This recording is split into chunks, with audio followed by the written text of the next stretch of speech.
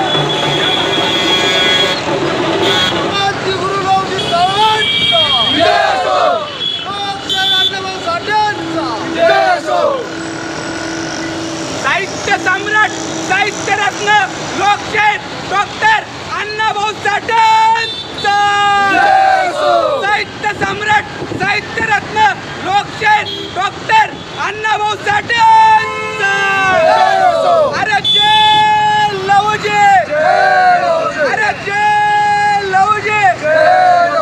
सकल मातंग समाजाच्या वतीने सन्मान व न्याय हक्कासाठी तुमचा शांतीजनक जी रॅली निघाली आज छत्रपती संभाजीनगरमध्ये, तर तुम्ही निवेदनामध्ये कलेक्टर साहेबांना काय काय मागण्या मागितल्या?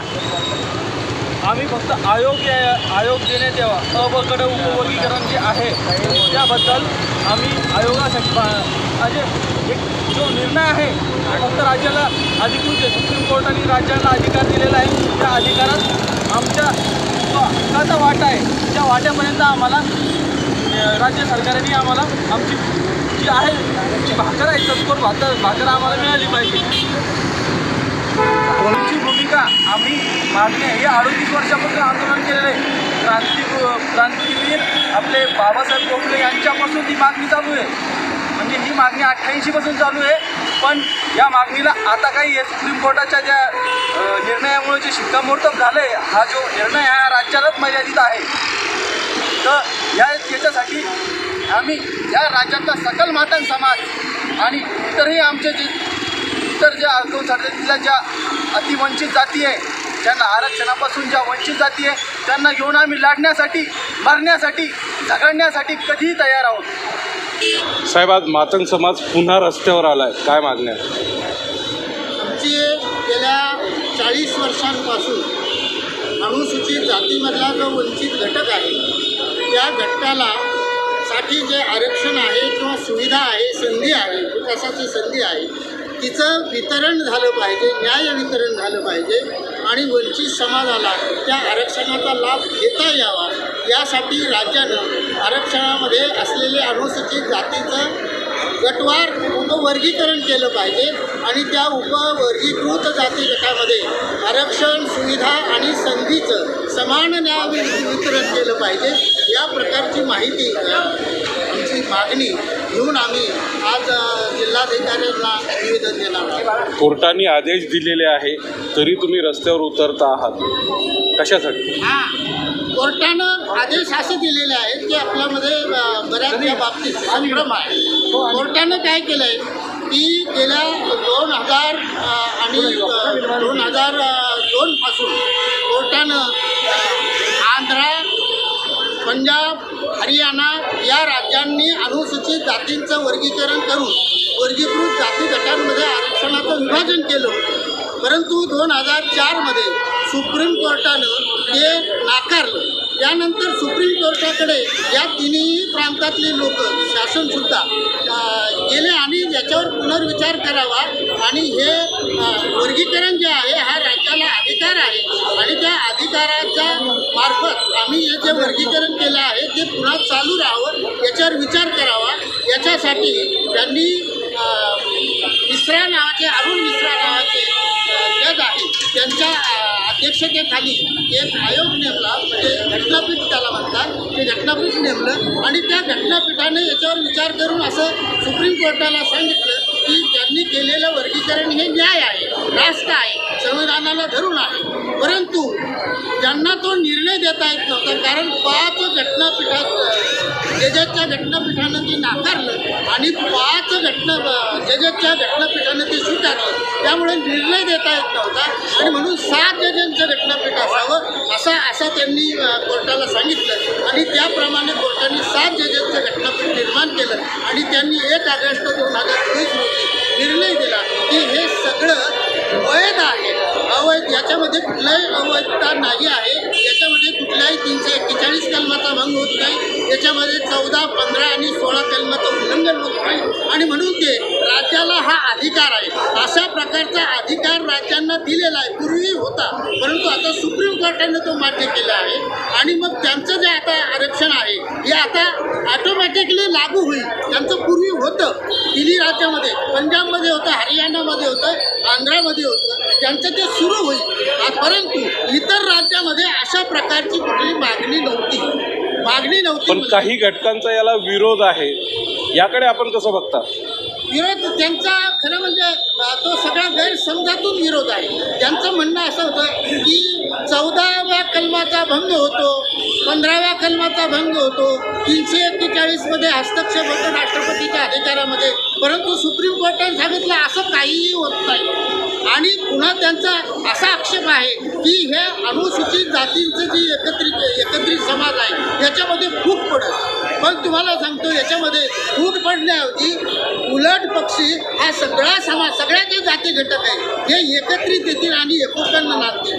1927मध्ये डॉक्टर बाबासाहेब आंबेडकरांनी सांगितलं की प्रत्येक जाती घटकाला त्याच्या न्याय हिस्साचं जर दिलं, वाटून जर दिलं तर आपसातली कलुषता जी आहे, आपसामध्ये जे द्वेष भावना आहे एकाबद्दलची, तर हे होणार नाही, भांडणाचं कारण उरणार नाही. आणि तशीच परिस्थिती आंध्रात झालं, विभाजन झालं, कर्नाटकामध्ये झालं, पंजाबमध्ये झालं, हरियाणामध्ये झालं, तिथं कुठेही फूट पडलेली नाही. तेव्हा पण काही घटनातज्ञांचं असं मत आहे का हे नियमानुसार देता येत नाही, जर दिलं सरकारने हे राबवण्याचा प्रयत्न जर केला तर आम्ही पुन्हा सुप्रीम कोर्टात दाद मागू. नाही, सुप्रीम कोर्टात आता जातीलही, परंतु सुप्रीम कोर्टानं कोणीही असं सांगितलं नाही की हे घटनाबाह्य आहे. त्यांनी तर सरळ सांगितलं नाही, हे घटनेला धरून आहे, घटनेला अधिकार दिलेला आहे आणि हा जो अधिकार आहे हा राज्याचा अधिकार आहे. हा राज्याला विभाजन करण्याचा, वर्गीकरण करण्याला राज्याला अधिकार आहे. कारण त्याच्यामध्ये असं आहे की ज्या अनुसूचित जातींसाठी हे आरक्षण आहे, त्या सूचीतील अनुसूचित जातीमधला सगळ्या जातींना त्याचा लाभ घेता आला पाहिजे. आपल्याकडे घटना कलम जे आहे 38वे कलम आहे, त्याच्यामध्ये काय सांगितलं की सामाजिक, आर्थिक आणि राजकीय न्यायाच्या माध्यमातून अशी लोककल्याणकारी समाज व्यवस्था निर्माण करावी की त्याच्यामध्ये प्रत्येक घटकाला प्रेरणा मिळेल आणि सुविधा, दर्जा आणि संधीची समानता मिळेल. असं पद्धतीने सांगितलं. या वर्गीकरणाचा समाजाला कितपत फायदा होणार? खूप फायदा होणार आहे. याच्यामध्ये गेली 75 वर्ष हा माणूस वंचित आहे. हे अनेक जाती घटक आहे याच्यामध्ये. हा काही फक्त मातंग समाजच नाही, तर अनेक जाती ज्या आहेत त्या आरक्षणापासून आतापर्यंत वंचित राहिलेल्या आहेत. त्यांच्यापर्यंत ते पोहोचलं नाही. खरं म्हणजे राज्याचं काम होतं की ज्यांच्यापर्यंत जे पोहोचत नाही त्यांच्यापर्यंत पोहोचवण्याची व्यवस्था निर्माण करावी. दुर्दैवानं राज्यानं हे केलं नाही आणि म्हणून आता आम्ही अशी मागणी करतोय की आता सुप्रीम कोर्टाने जर सांगितलं आहे, अधिकृतपणे सांगितलं, कायदेशीरपणे सांगितलं आहे की आता राज्याला अधिकार आहे,